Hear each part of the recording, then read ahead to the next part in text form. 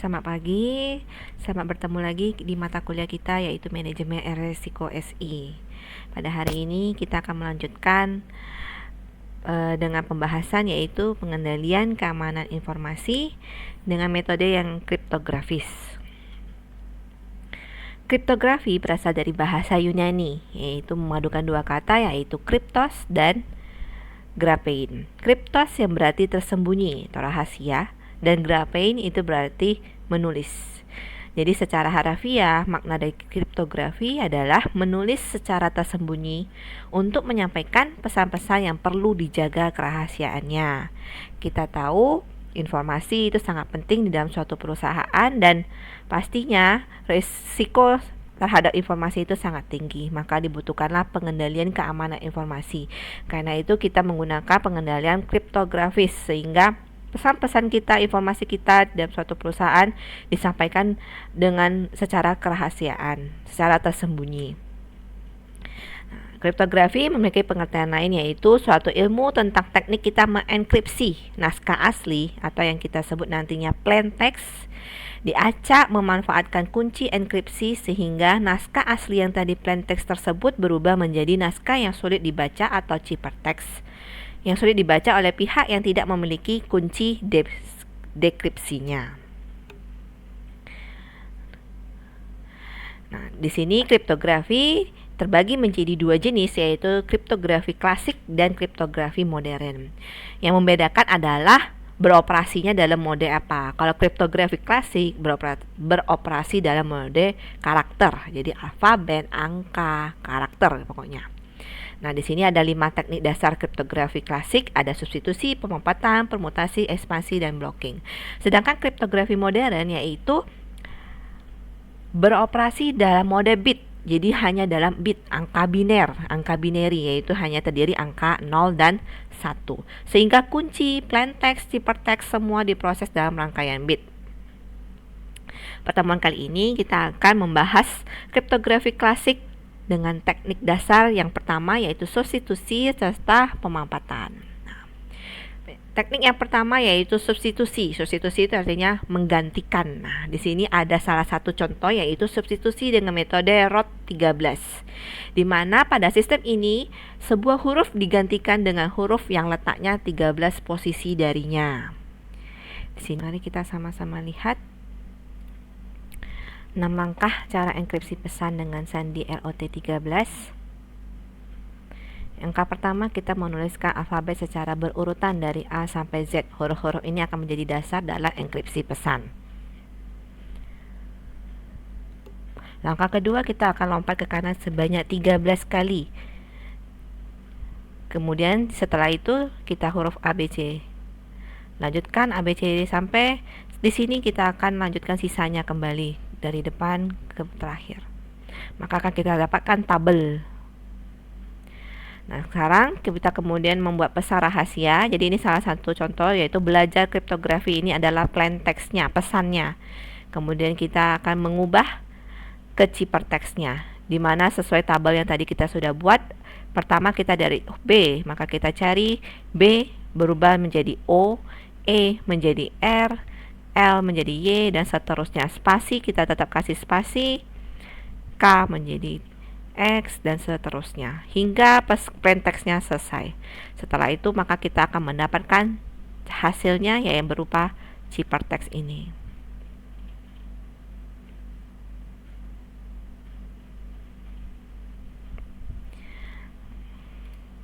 Nah, itulah ya videonya. Jadi sudah jelas dengan metode substitusi ROT 13, maka kita membuat tabel kuncinya terlebih dahulu. Nah, tabel ini tidak akan berubah ya. Jadi dari alfabet dari A sampai Z, maka akan disubstitusikan menjadi tabel kuncinya yaitu N sampai M. Jadi ini ada contoh lain ya, plain text-nya Unama spasi Jambi. Maka kita lihat di tabel, huruf plain text-nya U maka akan berubah menjadi H. N akan menjadi A akan menjadi N, M menjadi Z, A menjadi N. Jadi U nama Ciperteksnya menjadi HANZN. Spasi sama kita ulangi, J menjadi W, A menjadi N, M menjadi Z, B menjadi O, I menjadi V. Inilah kriptografi klasik dengan metode substitusi dengan teknik ROT 13. Kemudian kita akan lanjutkan teknik kedua, yaitu teknik pemampatan, di mana kita akan mengurangi panjang pesan atau jumlah bloknya. Adalah cara lain untuk menyembunyikan isi pesan yang kita kirim. Mari kita sama-sama lihat juga, ada videonya. Di sini ada 4 langkah cara enkripsi pesan dengan pemampatan. Langkah pertama, tentukan pesan yang akan dienkripsi. Jadi ini contohnya, plaintext-nya adalah belajar kriptografi. Langkah kedua, kita menetapkan peraturan enkripsinya atau kuncinya. Seperti di sini dicontohkan, hilangkan setiap karakter ketiga secara berurutan. Kemudian karakter yang dihilangkan disatukan kembali dan diberikan karakter khusus tanda dan. Jadi dari belajar kriptografi, maka 3 setiap karakter ketiga, yaitu peraturan pertama tadi, karakter ketiga dari kiri ke kanan, maka kita blokin terlebih dahulu seperti ini. 1, 2, 3, berarti karakter ketiganya ada L, kelipatannya 4, 5, 6, A, 7, 8, 9, K, 10, 11, 12, P. Jadi yang kelipatan 3 ini, yang kita blok hitam ini, kita kesampingkan dulu. Yang sisanya kita satukan. Jadi di sini ada B, E, langsung ke A, J, R. Kalau ada spasi, spasi itu adalah karakter juga ya. Jadi jadikan satu karakter, tetap dikasih spasi R, I, T, O, R, A, I. Selanjutnya, langkah keempat, yaitu menggabungkan yang tadi kita kesampingkan, kita gabungkan dengan tanda dan di sini, dengan simbol dan di sini. Jadi yang tadi B, E, A, J, R ini sampai I, kita sambungkan dengan tadi yang kelipatan 3 yang kita blok, yaitu L, A, K, P, G, F. Maka hasilnya yaitu B, E, A, J, R, spasi R, I, T, O, R, I, dan L, A, K, P, G, F. Itulah ciperteksnya dari plaintext belajar kriptografi. Jadi plaintext-nya belajar kriptografi, kita ambil tadi karakter selain karakter kelipatan 3, kita satukan dengan karakter yang kelipatan 3 tadi, yang itu L, A, K, P, G, F-nya.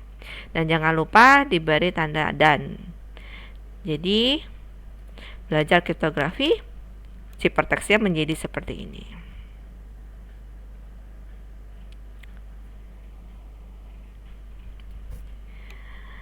Itu contoh. Jadi setiap kunci-kuncinya juga berbeda-beda, aturan-aturannya juga disesuaikan. Jadi itu tadi contoh di video. Saya lanjut, ada beri contoh juga. Nah, di sini saya berikan kuncinya, yaitu menghilangkan setiap karakter ketiga secara berurutan, kemudian akan disatukan kembali dan diganti diberikan simbol bintang. Dengan plaintext-nya yaitu 6 spasi belajar spasi bersama.